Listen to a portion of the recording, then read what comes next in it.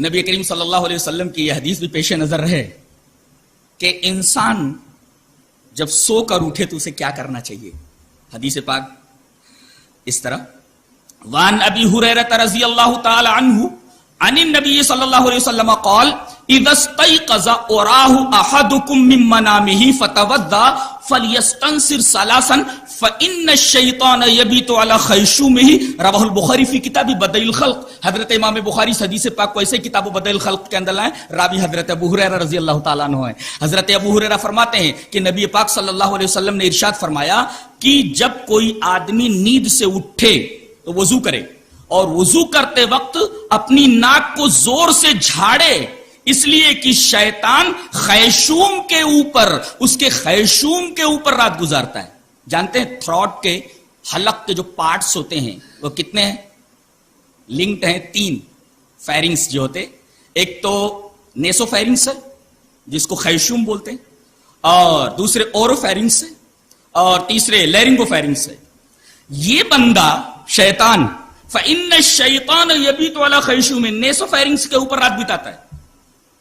اور مشہور ENT doctor عبد الملک سے میں نے جب مشورہ کیا اس تعلق سے تو انہوں نے ایک بڑی عجیب بات بتائی کہ اس کی 2 وجہیں ہیں کہ شیطان یہیں پر رات گزارتا ہے. ایک تو یہ کہ جسم انسانی کے جتنے منافذ ہیں وہ اکثر و بیشتر بند ہی رہتے ہیں. جتنے بھی منافذ ہیں جیسے منہ ہے اور دیگر منافذ ہیں وہ اکثر و بیشتر بند رہتے ہیں، لیکن یہ منفذین، یہ دونوں منافذ ہمیشہ کھلے رہتے ہیں. تو جو منافذ کھلے ہوئے ہیں ظاہر ہے کہ وہیں وہ رات بتائے گا، اس لیے کہ جسم کے سارے منافذ اکثر و بیشتر بند ہی رہتے ہیں اور یہ منفذین ہمیشہ کھلے رہتے ہیں، یہیں پر وہ رات گزارتا ہے. اور ایک بات اور بھی معلوم ہوئی کہ یہ اوپننگ سے لے کر کے یہ جو ناک ہے، نوز ہے، اس کی اوپننگ سے لے کر اینڈنگ تک کا جو ایریا ہے، جو لوکیلٹی ہے، وہ در حقیقت بے حد سینسیٹیو ہے، بہت حساس ہے. جسم کے تمام عضو سے زیادہ یہ حصہ، یہ ایریا زیادہ حساس ہے اور اس کے تار ڈائریکٹ دماغ سے منسلک رہتے ہیں. عجیب و غریب حرکت کرتا ہے یہ بندہ کہ خیشوم کے اوپر ہی رات گزارتا ہے. فَإِنَّ الشَّيْطَانَ يَبِيتُ عَلَى خَيْشُومٍ. اس ٹکڑے کے اوپر ریسرچ ہونا ضروری ہے.